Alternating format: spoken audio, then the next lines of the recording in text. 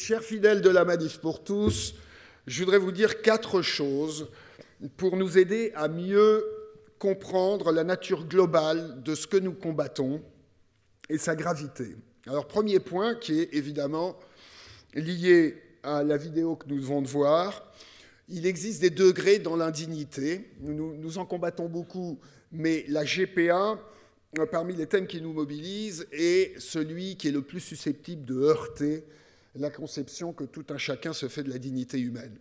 Et donc, il est également le plus susceptible de heurter des consciences de gauche qui seraient restées fidèles à leur idéal, comme moi, ce qui est plutôt une minorité aujourd'hui. Merci.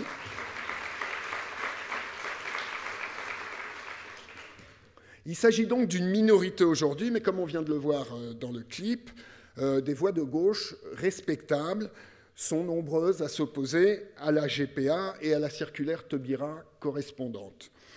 C'est donc bien un thème qui nous permet d'introduire un coin dans ce qu'ils croient croire, qui est une idéologie, et de fragiliser l'ensemble de cette idéologie qui préside à toutes les mesures contre lesquelles nous nous opposons. Donc, premier point, il y a donc une distinction à faire entre une vieille gauche ayant trahi ses valeurs et des gens de gauche qui privilégient la vérité, comme nous, partagent nos craintes et peuvent basculer sur d'autres thèmes qui font partie du même éventail idéologique. Alors, deuxième point, où en sommes-nous après 2 ans et demi de sans rien lâcher? Eh bien, je ne sais pas si vous êtes comme moi, mais on commence à percevoir quelques signes de retournement dans le bon sens. Là, je parle au sens large, c'est-à-dire une restauration d'autorité, de repères, et nos thèmes également, mais au-delà. Donc ces signes, on les perçoit, sous l'effet sans doute de nos actions marquantes et inscrites dans la durée, et puis aussi, il faut le reconnaître, des attentats de janvier, de début janvier. Donc il y a des avancées, ne boudons pas les petites avancées, nous savons que le temps de notre combat est long. Depuis 2 mois, il est clair que le pays a été saisi, en tout cas sur le plan global du vivre ensemble, des repères, et on commence à se ressaisir. Dans les débats publics, par ailleurs, on commence à nous prendre plus au sérieux et certains commencent à jouer le jeu de l'honnêteté intellectuelle, c'est-à-dire du débat avec nous. Et à partir du moment où on peut débattre dans la raison, alors là, ça ouvre les possibilités pour nous et ça accroît les probabilités que nous remportions nos combats. Troisième point, je suis là aussi pour vous redire, je tiens à le faire, que ce serait une erreur de considérer notre mouvement comme une revanche de la droite sur la gauche. D'une part, tout gouvernement aujourd'hui est amené à panacher des mesures de droite et des mesures de gauche, dans des proportions légèrement variables, pour bien gouverner. Donc ça, il n'y a pas autant de clivage entre les partis qu'on dit de gauche et de droite aujourd'hui que le discours fallacieux de la gauche, de la vieille gauche. C'est elle qui a intérêt à nous faire croire qu'il y a encore un gros clivage. Et donc, c'est un premier point. Et puis surtout, au-delà du combat sur les thèmes propres à la Manif pour tous, eh bien, nous cherchons aussi à redéfinir les riches acquis, à redéfinir les fondements d'un nouveau rassemblement national et à préserver les riches acquis de notre civilisation. Et c'est une mission autrement plus grave et plus noble que les faux débats politiciens. Et donc, j'en viens à mon 4e point, qui est le cœur de mon propos. Et pour avoir une chance d'atteindre nos objectifs, il est important de bien distinguer contre quoi nous luttons. Et si une guerre de civilisation, c'est une expression qu'on a beaucoup utilisée ces dernières années, si une guerre de civilisation a bien lieu, ce n'est pas, à mon avis, et à ceux d'autres observateurs, celle qu'on dit. Elle est interne, cette guerre, elle est interne à l'Occident, entre le modèle français d'une part et le modèle américain. Et ce dernier est en réalité, on peut même dire qu'il est anti-civilisationnel, c'est-à-dire qu'il corrode tous les acquis progressivement bâti par notre civilisation.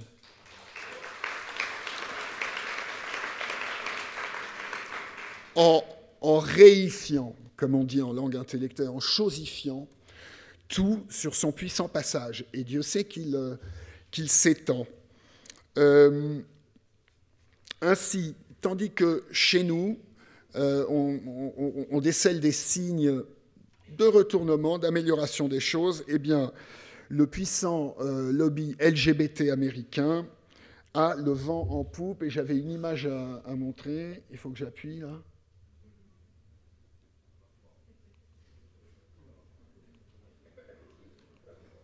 Voyons qui s'occupe de ça.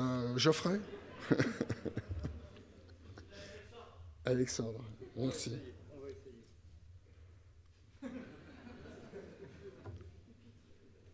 Comment? Sur mon pupitre. Ah, d'accord. C'est ça qu'il faut. Il faut appuyer là. Bon. On se... bah alors ça...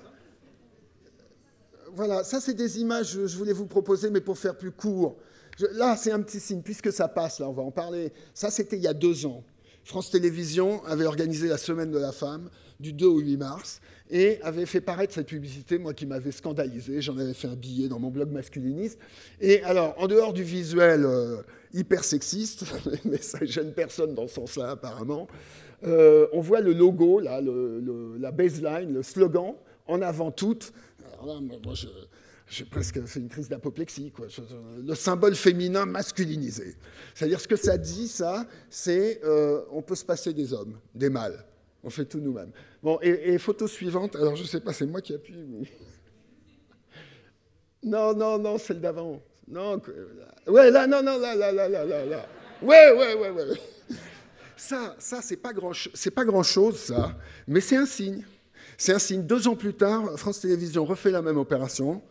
Et voilà, vous remarquez tous le détail qui a changé. Eh ben, c'est un retour un petit peu au bon sens, quoi, au repère. Alors ensuite, voilà, c'est là où j'en étais dans mon point. Je vous disais que si chez nous, nos combats commencent à porter un peu, aux États-Unis, le lobby LGBT a le vent en poupe. Et ça, c'est un rapport qui fait partie d'un programme planifié sur plusieurs années. Ça s'appelle LGBT 2020. Vous voyez qu'ils projettent loin. Et la stratégie est finement ajustée.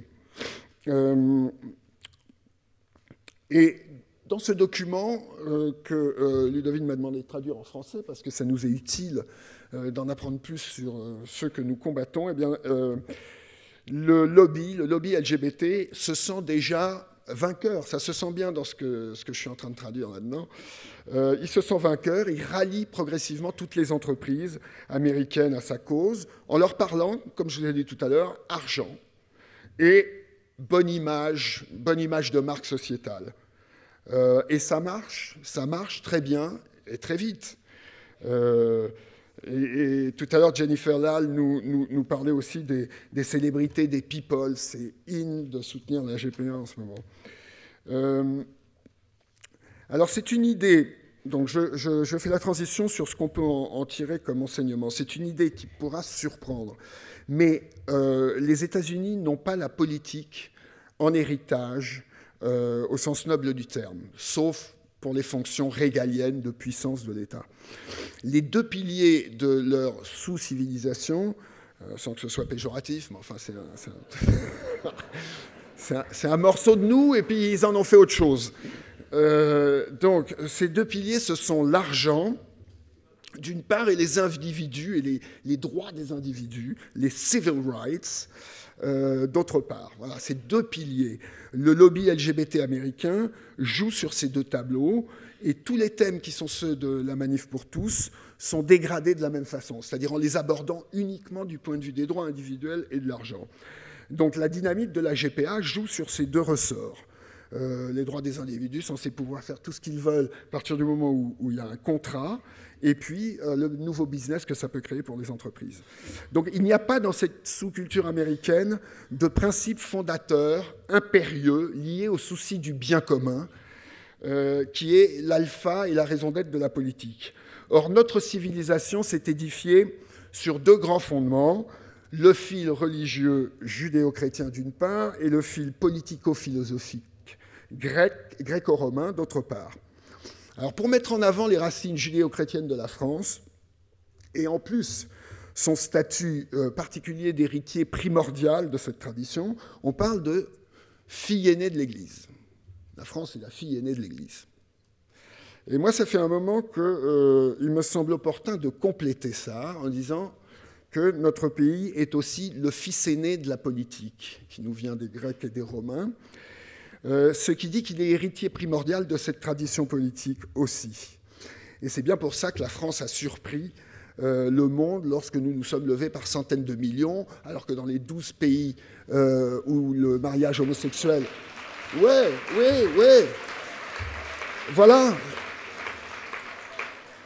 Dans les 12 pays où une législation sur le mariage homosexuel avait été promulguée avant nous, il ne s'était rien passé. Les gens avaient accepté. Ils sont sous influence plutôt américaine et n'ont pas ce sens de la politique. Nous sommes peut-être le dernier pays à avoir au corps et au cœur cette fonction du bien commun et de la gestion de la cité.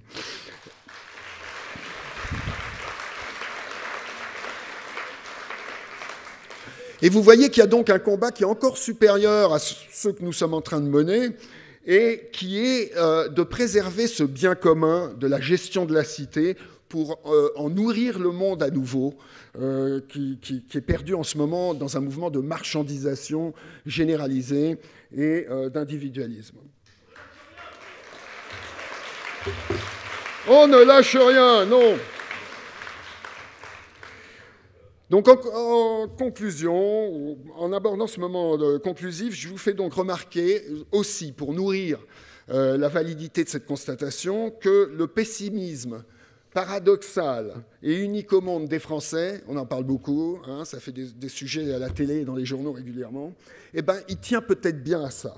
C'est-à-dire, nous sentons plus ou moins confusément, tous les Français, qu'en dépit de nos points forts, et de progrès techniques qui peuvent paraître utiles, ce qu'il y a de plus précieux dans ce qui nous constitue et qui a pu être transmis et prolongé sur 2 millénaires, eh bien nous sommes en train de le perdre graduellement. Nous nous vidons de notre sang riche de 2500 ans de progrès civilisationnel. Merci. Et ça, devant la généralisation presque irrésistible d'un modèle américain sans âme, où tout devient marchandise, où les satisfactions sont factices, les sourires contraints, l'enjouement surjoué, et où en fait les apparences importent plus que la vérité. Mais c'est un défi impressionnant, celui de redresser le cap du gigantesque navire de la civilisation, lourd de causalités historiques multiples et puissantes. Et pourtant, petit à petit, on sent pointer chez les commentateurs, entre deux pics simplistes à notre égard, réactionnaires, etc., l'intuition que notre mouvement pourrait bien porter et communiquer en France et aux yeux du monde le souffle et les discours nécessaires à un tel redressement. Et de cela, nous pouvons être profondément fiers. Et comme bien sûr, nous ne lâcherons rien, et que nous avons la raison et le souci du bien commun de notre côté, je ne doute pas que nous finirons par convaincre. Merci à vous tous de jouer pleinement votre rôle dans cette mission. Merci.